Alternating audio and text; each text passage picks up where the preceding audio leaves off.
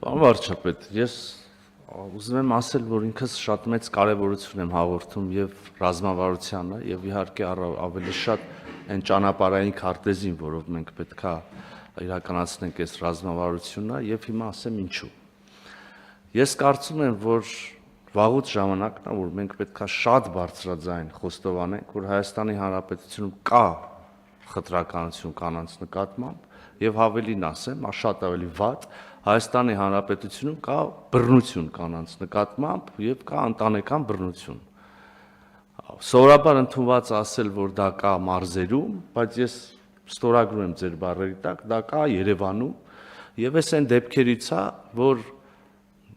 մենք էլի ենք առնչվել այս ոլորտին, մեր հասարակությունում կան այդպիսի թեմաներ, որոնց շուրջ սեղանների շուրջ ընդունված է ճոռոն բառեր ասել եւ կենացներ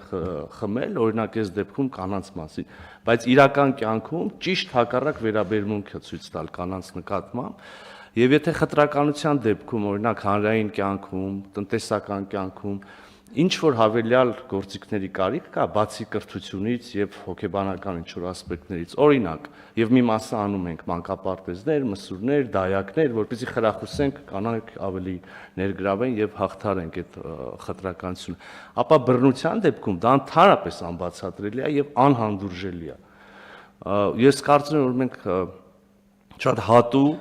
վճռական եւ անողոք պայքար պետք է մղենք ընտանեկան բռնության դեմ եւ հստակ գործիքներ մշակենք կրթությունում օրինակ կանխարգելման նպատակով, ներքին գործերի նախարարությունում օրինակ, չգիտեմ, արագ արձագանքման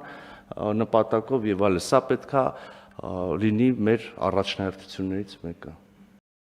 Չմոռանաք հավանել տեսանյութը եւ բաժանորդագրվել Civic AM-ի YouTube-յան էջին։